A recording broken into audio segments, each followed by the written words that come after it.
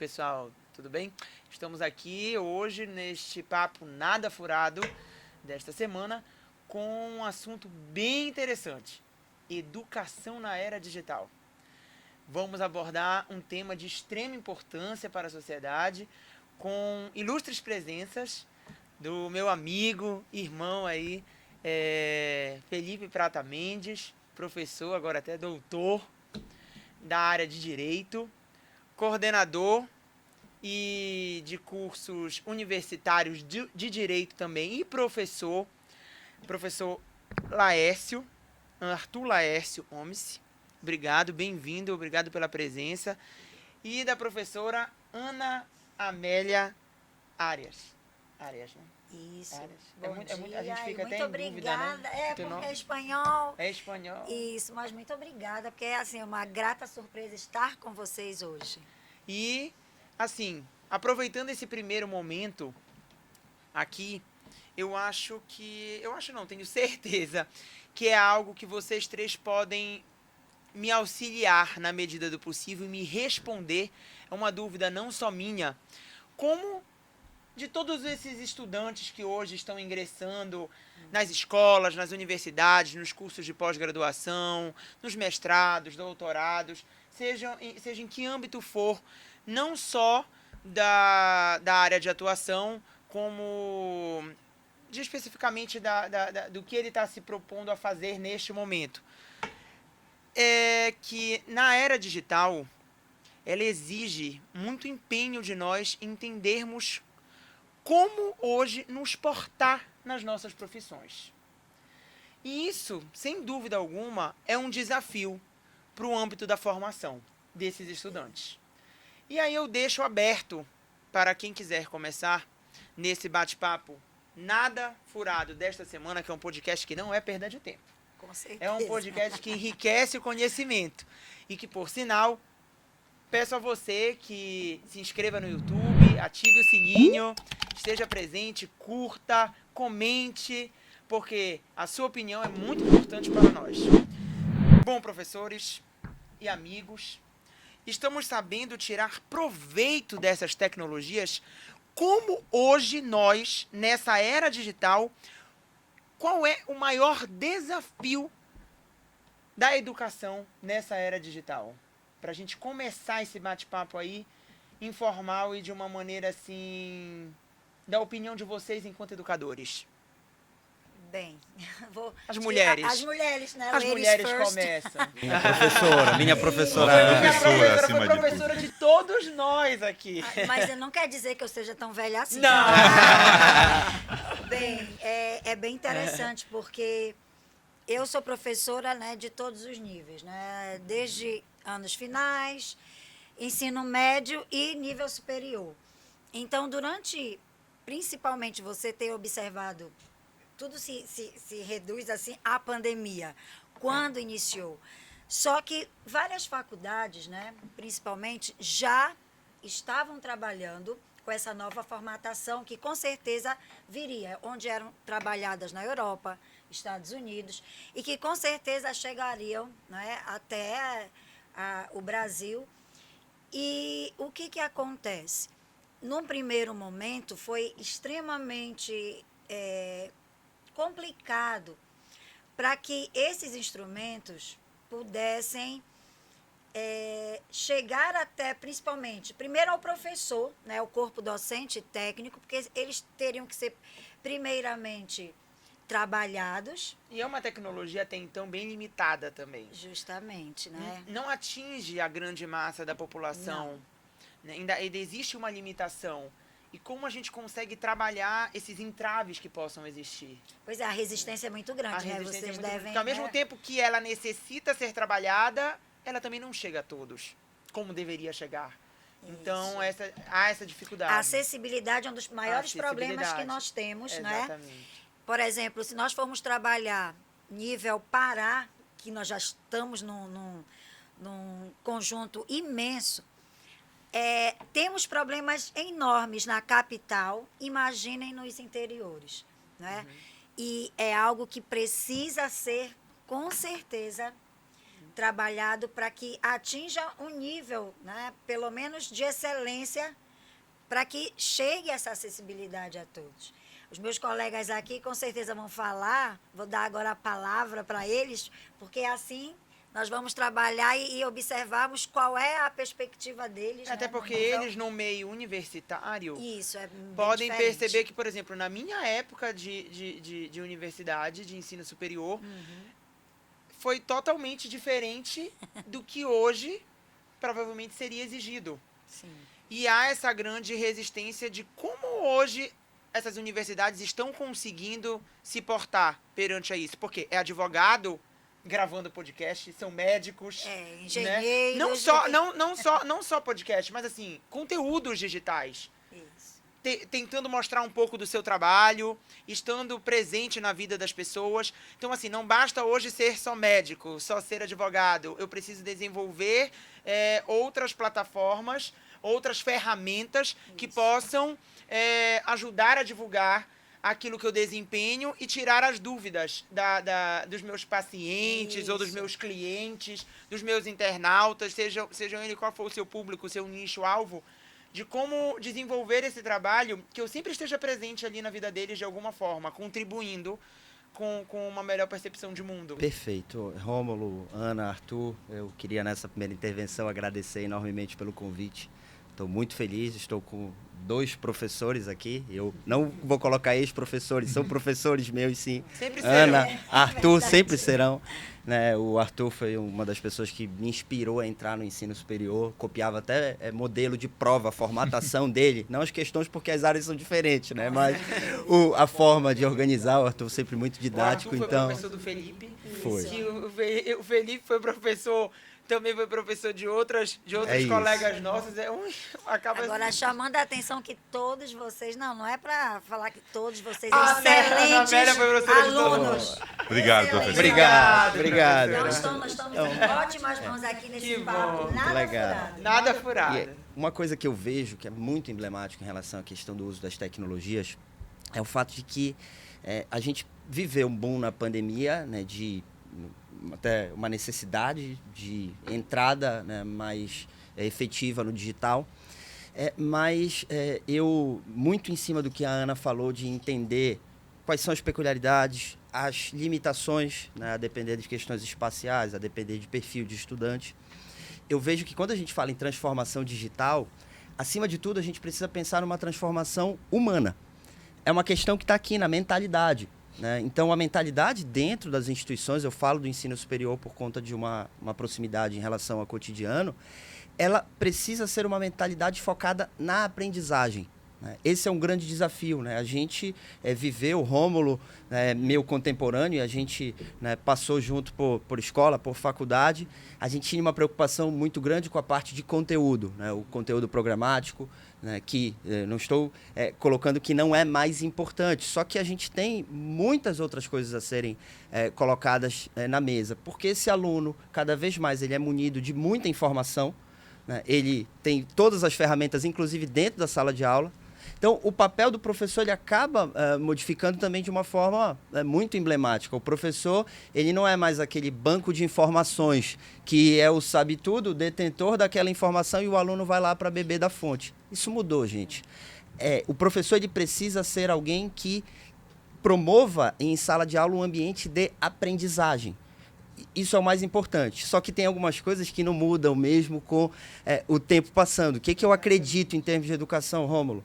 Professor compromissado, estudante engajado. Se a gente conseguir chegar nesse binômio, e aí usando as ferramentas que estão à nossa disposição, certamente nós estaremos em um bom caminho. Então não é só usar a tecnologia pela tecnologia. Tem penduricalhos de uso de tecnologia, tem ações que são isoladas. Eu preciso conectar e analisar. Olha, para aquele objetivo específico, a melhor ferramenta é essa. Vou dar um exemplo muito rápido para a gente poder bater bola e passar também a palavra para o Arthur.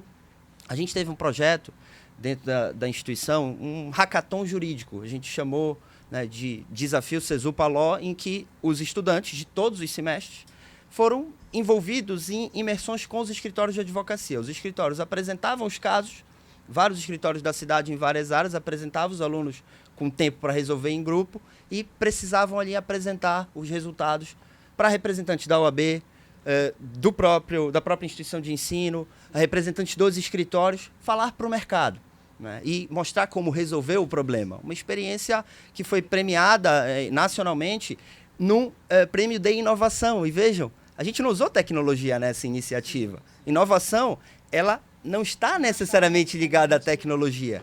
A tecnologia, ela é o quê? Ela é ferramenta. Uma ferramenta essencial, importantíssima. Acho que ela é nossa aliada, sim.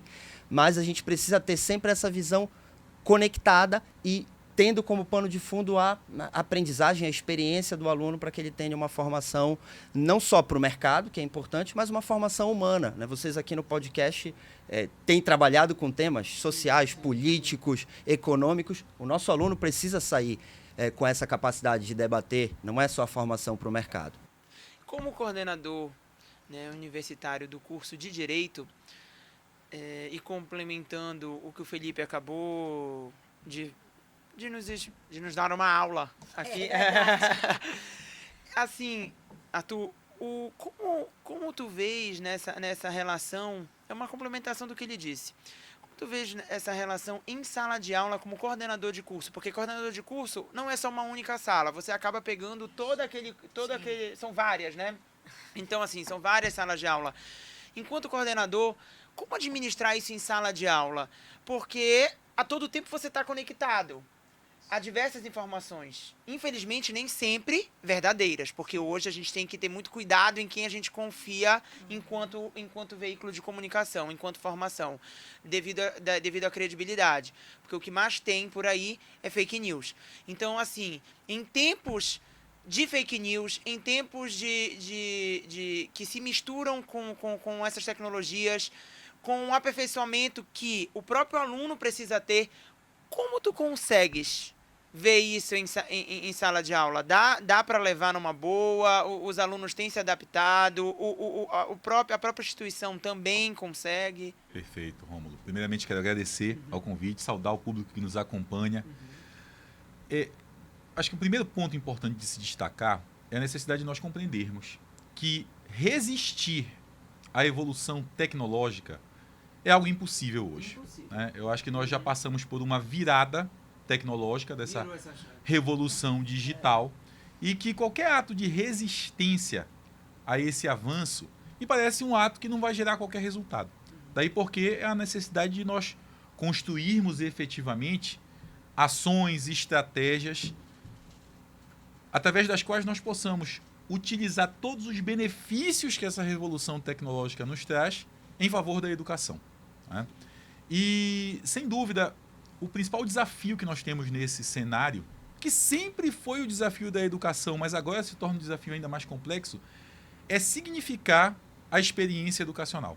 Quando eu falo em significar a experiência educacional, eu estou dizendo o seguinte: para o aluno que está ali sendo educado, recebendo a atividade educacional, o que ele está fazendo em cada momento do seu processo educacional tem que fazer sentido para ele. Tem que ter significado para ele. Mas não só para o aluno, para o professor também. Como vocês já bem apontaram, né, hoje as fontes de informação são múltiplas. Né? A gente tem a revolução digital trouxe uma miscelânea, um conjunto de informações muito grande, que pode ser obtido através dos métodos mais convencionais, estudando nos livros, lendo os veículos responsáveis de informação, acessando as plataformas digitais, como essa que nós estamos aqui, um podcast, um vídeo nas plataformas digitais, enfim, tem muitas fontes de informação. Vocês não acreditam que os livros perderam um pouco o espaço?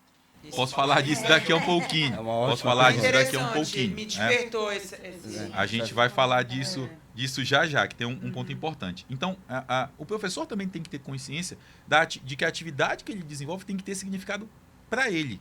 Né? Então, assim, dentro de sala de aula, vamos lá. Dentro de sala de aula, qual é o principal desafio hoje, sem sombra de dúvidas? É fazer com que todos os atores que estão envolvidos no processo educacional vejam significado no que estão fazendo. Né? Então, assim, o Felipe mencionou um ponto que é muito importante. A educação hoje ela é toda construída, ou deve ser construída, com foco na aprendizagem, né? De gerar um resultado. Mas o professor se coloca em que desafio? Olha, todas as informações que eu estou trazendo aqui em sala, o meu aluno talvez possa obter através de outras formas. Daí porque aos professores apresenta-se um desafio muito grande Qual é o de diferencial desse professor? de construir métodos que façam sentido nesse processo de aprendizagem. Primeiro ponto, o professor tem que ser um canal seguro de informação. Porque nesse mundo da pós-verdade em que a gente vive, você bem mencionou aí, né?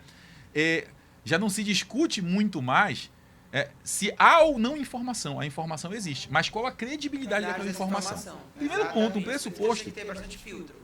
é que um professor seja um canal seguro de informação. Para isso, assim, o predicado mínimo para que a pessoa exerça a atividade docente é que ela tenha um domínio do conteúdo que ela vai ministrar. O mínimo. Né? Se antigamente nós admirávamos os nossos professores porque eles tinham um amplo domínio do conhecimento, hoje nós continuamos admirando esses professores, mas esse é um predicado mínimo que o professor precisa ter. Para além disso, ele precisa receber das instituições nas quais ele trabalha o suporte necessário para o desenvolvimento de novas metodologias de ensino, né, que podem ou não usar ferramentas digitais, não necessariamente podem usar essas ferramentas digitais, para que através desses métodos e eventualmente dessas ferramentas, ele desenvolva nos alunos novas habilidades. Porque no final das contas é isso que o mundo precisa, de profissionais habilidosos, que tenham tanto habilidades técnicas para desenvolver as suas tarefas, seja no direito, seja na saúde, seja na tecnologia, seja nos negócios, mas também precisa que tenha outras habilidades que não são necessariamente técnicas, atitudinais. Então o professor também acaba sendo um espelho para aquele aluno. Né? E é nisso que eu acredito, que o professor, ressignificando a sua atividade, consiga ter um impacto na aprendizagem do aluno e, acima de tudo, consiga manter o protagonismo também nessa relação. Mas aí eu te pergunto, como pode ser até para, enfim, quem se sentir confortável em responder, como é que vocês, enquanto professores, podem prender a atenção desse aluno, desse estudante, com esse excesso de informações que hoje a gente recebe, com esse bombardeio de informações? Porque o aluno está em sala de aula, mas está ali no celular. Não deveria. Mas acontece. Não deveria, mas acontece. Então, assim, como o professor vai reter, em meio a essa transformação digital, a atenção daquele aluno em sala de aula hoje? Eu vejo em tempos isso. tão conturbados, digamos, né? Difícil de se entender no sentido dessas mudanças. Eu vejo que tem uma palavra, não é que confrontam aí a educação, isso, digamos, eu tradicional. gostei muito do que o Arthur falou, porque Eu é também algo gostei. certo. É a aprendizagem significativa. Não existe outra forma, não é, eu não gosto nem da palavra reter. É uma palavra, sim, para mim, mas é chamar para a responsabilidade também. Esse protagonismo é essencial. É a palavra da era educacional que nós estamos vivendo, é o protagonismo. Seja o protagonismo juvenil, né, em ambiente Porque de ensino também não médio, deve seja partir. o protagonismo Sim, sim. adulto da rede superior, mas essa questão de ele entender por que é necessário que ele aprenda Partir dele também essa consciência. Não, até mesmo numa leitura. Ainda há pouco tu estavas falando do livro que daqui a pouco a gente vai Sim, exatamente. voltar. Hoje não existe leitor passivo. Se tu tens um leitor que ele seja passivo, então ele não está... aquela aprendizagem não está sendo significativa, ele não está exercendo a função dele enquanto engajamento, como o Felipe falou, né? Essa conexão, e ele não vai conseguir, ele pode ter determinadas habilidades, mas ele não está sabendo utilizá-las para gerar uma competência. Então, é preciso, antes de tudo, um planejamento. Não dá para você chegar enquanto professor mais e querer enrolar. Bem, cheguei agora, vou substituir. Não existe mais isso. Então, é super importante em qualquer nível em que você ministre a sua aula, você planejar e saber qual é o teu objetivo, qual é o foco, onde você quer chegar. Até mesmo no processo para avaliar o teu aluno, a avaliação não se dá por conta de provas. Só de nota. Não existe isso. A avaliação se dá até onde esse meu aluno conseguiu ter a competência. Foi aqui, então ele conseguiu chegar nesse momento. Então, a partir daí, você vai construindo. E só para a gente poder, né, passar também para a questão dos livros, eu queria, né, complementar. Ana, você foi cirúrgica nessa questão do planejamento e a gente tem a nossa vivência no ensino superior. O nosso calendário, normalmente, as aulas começam no início de fevereiro. E, então, em janeiro, as nossas férias coletivas elas são em julho. Então, em janeiro, a gente tem um tempo dedicado ao planejamento. E aí eu vou tocar num ponto, o Rômulo falou dessa discussão que é muito atual, da educação tradicional versus uma educação moderna, vamos colocar assim. Exato. Tem muita gente, por conta até, e vou colocar de uma falta de humildade mesmo, não observando o quanto que a gente precisa cooperar um pouquinho mais entre si. Redes de cooperação na educação, elas são essenciais entre instituições, entre professores. Então, a gente precisa conversar para saber o que está dando certo, para saber o que está dando errado. Então, acho, Rômulo, na tua pergunta de como é que a gente vai, né, atrair a atenção desse aluno, a questão metodológica ela é prioritária, com ou sem o uso da tecnologia. A gente fez várias e várias formações, por exemplo, com a FGV em São Paulo. O pessoal estava lá praticando, estava fazendo. E hoje em dia a gente tem a condição de ministrar formações e metodologias ativas para outros cursos. É assim, e na educação, e tanto no público quanto no privado a gente precisa entender isso, o resultado nem sempre aparece de forma imediata. Tem coisas que a gente faz há anos e anos e anos e esse resultado ele só vai aparecer depois de um tempo. É normal. Né? E uma palavra que eu gosto de utilizar quando estou conversando com meus alunos e pensando no que eu preciso entregar para eles é o verbo encantar. Acho que o professor ele precisa, hoje, mais do que tudo, ser encantador. Ele tem que ter conteúdo, é pré-requisito, só que ele precisa desenvolver outras habilidades, ele tem que gerar o interesse, ele tem que focar na aprendizagem. E, claro, falei em processo, né? A gente precisa olhar para esse processo. O professor, o óbvio tem que ser dito, tá? Muita gente ouve a frase que eu vou colocar agora, não existe boa instituição sem bons professores. Isso tem que ser repetido a todo momento. E o bom professor, ele precisa ter o ambiente necessário para que ele promova esse espaço na instituição de colaboração, de aprendizagem. O Arthur usou uma palavra que, ao meu ver, é essencial, a questão do suporte. O professor ele precisa ter suporte humano e suporte tecnológico. O professor não precisa, ao meu ver, ser ele um expert em tecnologia. Claro que ele precisa estar antenado, Eu acredito, né, mas, conectado. Mas, por exemplo, agora na pandemia, eu acredito que eles tiveram que se adaptar. Com certeza. Sim, com certeza. Mesmo aqueles que nunca tinham se envolvido a esses meios. Porque A o ensino à adaptação- distância, ele ampliou muito esse... Ela é essencial, a adaptação. Mas esse suporte, ele é tão importante quanto. Isso. Humano e tecnológico. A gente teve experiências, né, Arthur, inclusive, de funcionários, de colaboradores que tiveram, né, promoções, ascensão de carreira, novas contratações. No setor tecnológico é uma das almas de qualquer instituição hoje em dia, esse suporte, porque, né, o professor precisa desse ambiente propício para que ele possa encantar. Não é um passe de mágica, nem um resultado que a gente vai começar a trabalhar hoje e vai aparecer amanhã. E na pandemia, no caso, que eu até toquei nesse assunto, vocês me lembrou o fato desse ensino à distância, que impacta diretamente no que a gente está conversando agora, sobre essa educação na era digital. Como é que os professores, já que estamos falando sobre eles, conseguiram se adaptar? Porque nem todos têm esse domínio. Foi um grande desafio, assim, um boom, digamos, para que essa linha educacional não parasse de funcionar, foi necessário essa adaptação, não só da instituição, enquanto dar aulas à distância, como dos professores em embarcarem nessa ideia que foi necessária. Olha, Rômulo, o Felipe disse uma frase que é muito verdadeira. Não existem boas instituições sem bons professores. E eu digo É o um seguinte, conjunto. hoje em dia é muito difícil também de nós termos bons professores sem boas instituições.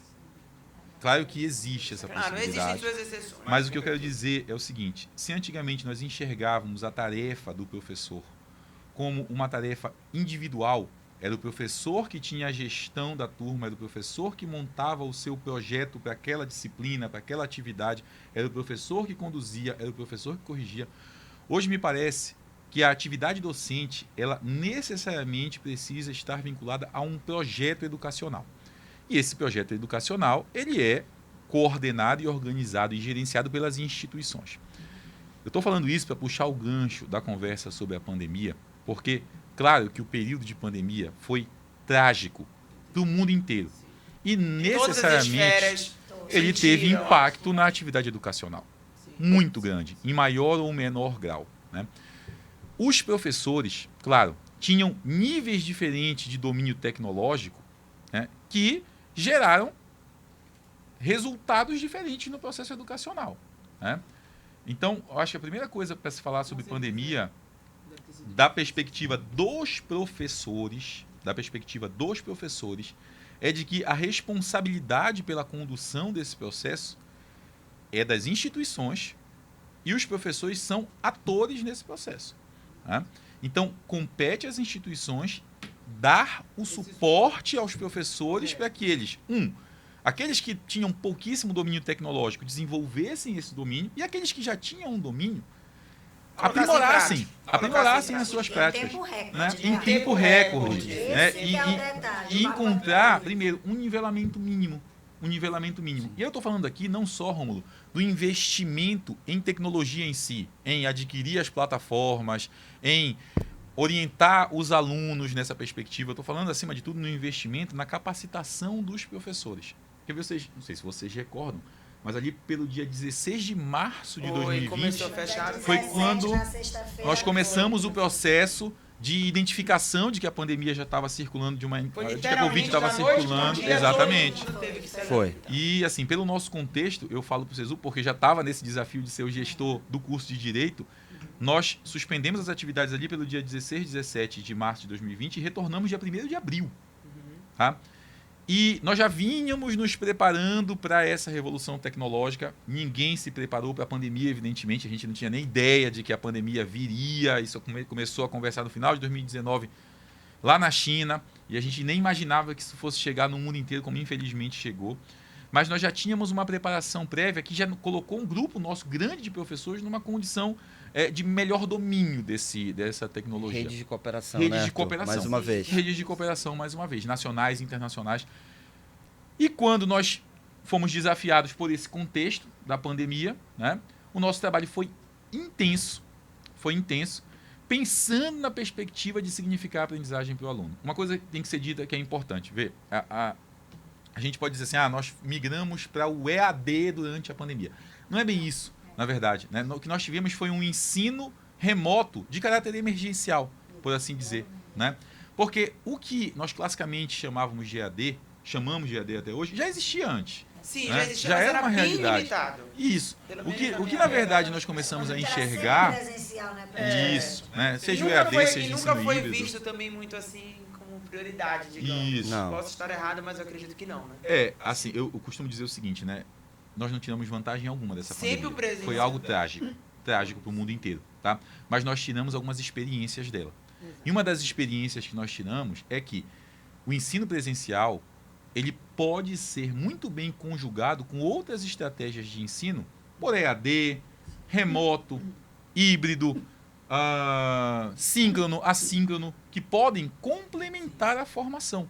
Então, o mundo que nós vivemos hoje, nesse mundo no mundo que nós vamos viver de pós-pandemia, daqui a um tempo, que a gente espera que isso acabe logo, nós nos livremos dessa praga que é a Covid no mundo, vai ser um mundo em que a educação vai ser multiplataforma.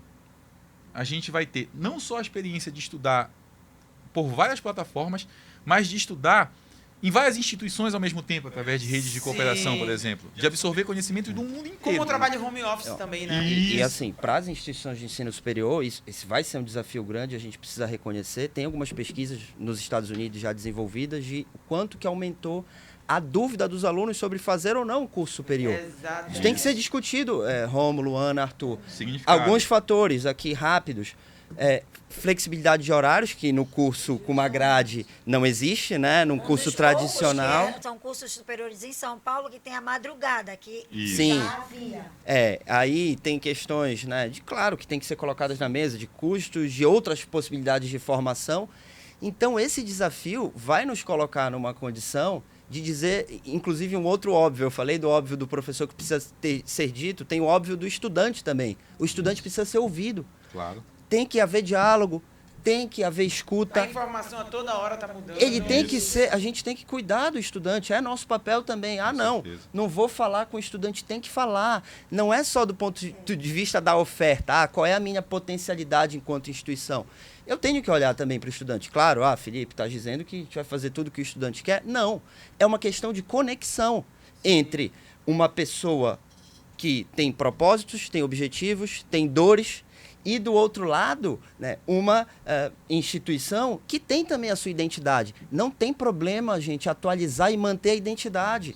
Eu vou, né, até uma forma afetiva aqui dar o exemplo de cresci vendo o meu avô, Dr. João Paulo do Vale Mendes, passeando pela instituição para conversar com os alunos, para cumprimentar, para abraçar. A gente tem que continuar fazendo isso. É essencial. Perguntar. E é uma das propostas, como a gente está falando, até do novo ensino médio, é voltar a ouvir esse Perfeito. seu aluno. E essa conexão, ela precisa acontecer. E não falo em perda de identidade, e a gente sentar para rever projetos, transformação digital, a gente implementa não só no acadêmico, mas no administrativo também, né, Arthur? O Arthur pode falar com mais propriedade sobre isso.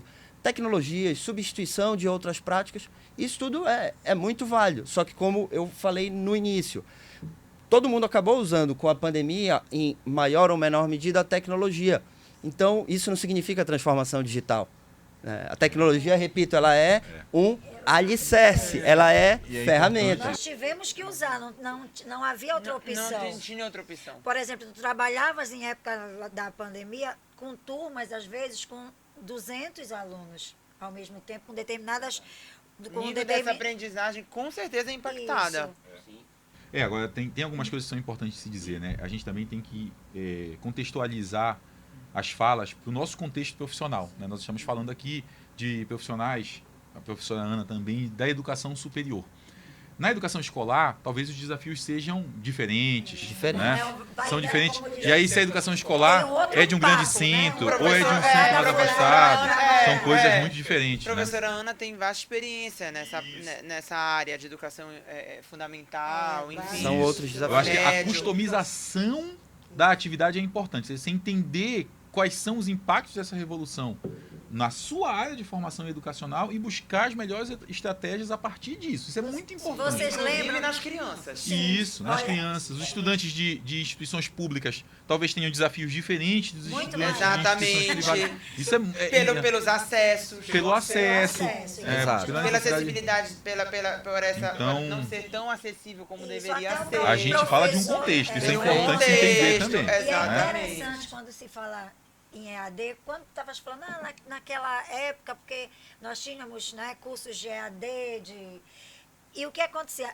Para fazer EAD, sempre foi dito, você tem que ser organizado, tem que ser responsável. Se vais querer fazer uma pós em EAD, tem que ter essas Você características. tem que ter essa disciplina. Isso. Quando começou a pandemia, nivelou todo mundo. Então, o que eu tenho que parar enquanto instituição superior, principalmente que foi logo...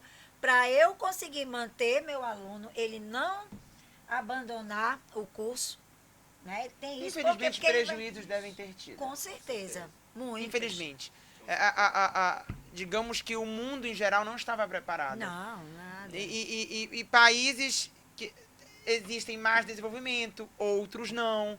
E aqueles que não têm tanto desenvolvimento acabam que sofreram mais do que outros que já estavam meio inseridos nesse mundo digital. Então, assim, cada caso é um caso. Sim. E, Rômulo, o Arthur, né, colocou essa questão das diferentes realidades que têm que ser, né, de fato, colocadas na mesa. E uma outra preocupação que eu tenho, olhando para o ensino como, né, um todo, é uma tendência por vários fatores, que daria um outro programa, mas de uma de homogeneização até das instituições, de igualar, e tem vários fatores aí envolvidos, crise em relação a financiamento, situações de falta de investimento em inovação, que é um tema que a gente está colocando aqui. Então, é cada vez mais um desafio se diferenciar, personalizar, e aí eu não acho que tem um modelo ideal. A gente vai falar do híbrido, do presencial, do online. Eu adoro por exemplo, isso que a gente tem aqui de estarmos juntos, a gente troca, a gente conecta, mas ela tem que ser, como o Arthur falou, o presencial sempre agregado a outras estratégias diferentes. E as instituições precisam buscar a sua identidade e utilizar essas ferramentas para conseguir conectar com o aluno e promover esse ambiente de aprendizagem. Tá? Tem que ser algo mesmo olhando uma diferenciação no bom sentido, para que o estudante também possa, né, conectar com os seus próprios propósitos. Ter voz ativa também. Com certeza. Ele é partícipe do processo. Não existe processo pedagógico sem ter a instituição, o professor e o aluno. A causa maior é formar pessoas. Formar pessoas. Eu tenho uma convicção quanto a isso, né? Eu acho que tem uma fórmula que me parece que funciona muito bem nesse desenho contemporâneo, que é, de um lado, projetos educacionais que prezem pela diversificação metodológica. Né? Quanto mais diversificadas forem as experiências do aluno durante a sua formação, mais completa é a formação e mais significativa é. Eu estou falando aqui não só de ensino, sala de aula, metodologias diferenciadas, eu estou falando também de extensão, colocar esse aluno junto com a comunidade, para que ele possa ter experiências, impacto, Sim. desde o começo Essa formação do curso, humana, né? na que a gente formação conversou. humanística Totalmente dele. fundamental. Eu estou falando de pesquisa também, instituições que invistam na pesquisa, para que o aluno possa ter conhecimentos mais aprofundados sobre determinados conteúdos, sobre determinadas questões que vão ser muito úteis para a prática profissional dele. Esse é o primeiro nisso ponto. a gente volta para os livros também. Isso. Uau, Início, esqueci ele vai dos livros. diferenciar Tem diante erros. de todas as informações. Pra encerrar, 24 horas, eu o quero Que é entender. qualidade, qualidade. que é verdade. Perfeito. Então a gente tem, de um lado, essa diversificação metodológica, que faz parte dessa fórmula, e de um outro, me parece muito claro, o protagonismo do aluno. E quando a gente fala do protagonismo do aluno, a gente está falando da participação do aluno na formação desses projetos educacionais, para que ele tenha voz ativa. E isso não se confunde, gente, de modo algum com a instituição. Passar a mão na cabeça do aluno, ser menos rigorosa, por exemplo, do que deve ser profissionalmente. Pode ser tão rigorosa conversando, dialogando com os alunos como era, vamos dizer assim, quando essa não era uma prioridade. É muito importante que o aluno tenha esse protagonismo. E também é muito importante que os projetos educacionais coloquem o aluno na condição de protagonista no seguinte sentido, de que ele pode aprender fazendo. Não só aprender ouvindo, não só aprender lendo, não só aprender conversando, mas aprender fazendo, botando a mão na massa. A gente falava dos livros, né? Até porque a gente, não sei vocês, mas pelo que a gente percebe por aí, é que os alunos em si, não só os alunos, as pessoas em geral, de modo em geral, estão cada vez mais ágeis, rápidas, não gostam de... A gente estava até falando da conectividade, né? Dessa parte da conexão, de estarmos aqui, de você assiste o programa na hora que você quer, quando você quer, Sob demanda, onde né? você quiser, sobre demanda. Não a- pode ser muito tempo, porque senão não vão te vai ouvir ser até o final. atraente pra Porque ele. As pessoas acelerando vídeo e áudio toda hora. Exato. No WhatsApp, Exato. no A YouTube. gente tem que entender uma coisa, né? Nós aqui, provavelmente todos nós, nascemos antes dos anos 2000, então a nossa vida foi impactada pela transformação digital. Os estudantes de hoje, principalmente quem nasceu depois dos anos 2000, já nasceram na era digital. Isso muda completamente as coisas. Nós tivemos uma experiência As crianças educacional já nascem hoje pegando... da nossa formação como estudantes, que ela foi sendo impactada gradualmente por essa revolução tecnológica, né? Então, eu lembro lá, eu tenho 36 anos, vou fazer 37 agora. Quando menino, meus trabalhos eu fazia à mão na folha de papel ao maço. Exatamente. Depois, quando eu já estava ali no ensino médio, eu já comecei a usar computador, né? Ter uma impressora em casa era um luxo à época, né? Hoje em dia a impressora já se tornou um item praticamente inútil. Porque hoje em dia os trabalhos são... Então, assim, nós fomos sendo impactados Retroprojetor, apresentação por de essa trabalho. revolução. Então, isso foi fazendo com a nossa necessidade de irmos nos adaptando a esse contexto, tá? E aí, dependendo do nosso maior ou menor saudosismo, nós gostávamos mais de um jeito do que de outro. É diferente para essa geração por uma razão muito simples. Eles já nasceram imersos na tecnologia. Então, eles não sofreram essa transformação. Eles já são contextualizados a partir dessa transformação. Tanto Isso que, muda completamente tanto que a os percepção. filmes, as séries, hoje, né, você não vai numa locadora mais E alugar não um tem filme. mais. É um Sim. outro formato. É aí que eu te pergunto, para encerrar esse nosso bate-papo nada furado, que já estão ali me cortando. Eu ficaria até amanhã. A gente ficaria. Os livros que sempre foram, e eu acredito que ainda são, em sua grande maioria, parte da formação de indivíduos e um fruto de conhecimento extremo. E os livros? Excelente. Eu vejo que hoje a gente tenta inserir os livros ainda dentro do processo de aprendizagem, inclusive das crianças. Mas há uma certa resistência em relação a isso. É muito bacana essa provocação, Rômulo, por conta do seguinte, vê. Os livros, antigamente, eles eram a principal forma, a principal fonte de acesso à informação, tá? E isso, naturalmente, fazia com que houvesse um maior interesse. Exato. Através O papel dessa tá transformação deixando- digital, que muda, inclusive, a plataforma na qual você lê, por exemplo, do papel para o digital, para o Kindle, enfim, para o tablet, para o celular, isso já faz mudar um pouquinho essa percepção. Eu acredito de verdade que os livros são uma das principais fontes de acesso à informação. Não são a única, claro, nunca foram a única, é que hoje elas concorrem com outras várias formas, Até com os outras livros já várias estão indo estratégias, para o tá? digital. E eu te digo mais, Rômulo, em algumas áreas do conhecimento, eles acabam sendo mais importantes que outros, sem dúvida. Né? A gente fala, por exemplo, do mundo jurídico. Gente, eu digo para meus alunos o seguinte, você pode até entrar na faculdade sem gostar de ler. Pode, mas você não consegue sair daqui e ser um bom profissional se você não desenvolver esse hábito, essa habilidade. Não interessa onde é que você vai ler. Se você vai ler, vai lá na nossa biblioteca, que tem lá um acervo de 30 mil livros, aí você chega lá, senta e lê naquele... Ou se você lê na sua casa, na nossa biblioteca digital, que tem outros tantos milhares de livros, e vai estudar na sua casa. Essa leitura ela deve ser trabalhada. Tem que desenvolver a habilidade. incentivada. Tem que desenvolver a habilidade. No ensino superior, principalmente de pesquisa, é artigo científico. Sim. Isso. Que é muito mais, vamos dizer, direcionado ao que você se A propõe. gente percebe, né, Isso. Ana, a substituição das monografias pelos Muito, artigos, enquanto demais. exigência, né, Isso. de conclusão. Isso, enquanto Algo eu acho bem mais muito direto. bem, enquanto exigência, porque há muitos que não querem, né, suprimiram essa questão das próprias monografias. Então, o artigo científico, por ser até mais rápido e o meio de transitar em todos os tipos de áreas e plataformas, tu tens um acesso muito mais rápido. Eu, Rômulo, adoro um sebo, por exemplo, livro velho, porque na minha área tem alguns autores nacionais e estrangeiros que reeditaram obras. Então, essa formação complementar que o Arthur colocou, acho que Eu tenho, é perfeita eu tenho a uma última resposta. consideração a fazer. Não dá para comparar formas de acesso à informação. Não dá. Mas vê, o livro, ele tem um elemento que nenhuma outra forma de acesso à informação tem, que é o estímulo à criatividade. Né? Quando você lê, você constrói a ideia a partir do que lê. Você constrói, por exemplo, uma identidade visual. Você está lendo um romance, vou pegar aqui um livro do Harry Potter. Se você nunca viu um filme do Harry Potter, você vai construir o Harry Potter na sua cabeça, do seu jeito, com as suas características, a partir da sua vivência, das suas experiências. Quando você pega um filme, você recebe aquela construção de imaginário já pronta. E essa é uma diferença. O livro ele estimula a criatividade como nenhuma outra plataforma de E acesso à deve ser um informação. hábito. E por isso que deve ser estimulado. Eu acredito de verdade que os livros são uma fonte segura de informação, porque é checável acima de tudo, e uma fonte que engrandece o conhecimento como nenhuma outra. E um detalhe Intelectual. muito, só para finalizar aqui, porque é impressionante, porque as palavras-chave que vocês vão colocando, falaste na palavra criatividade.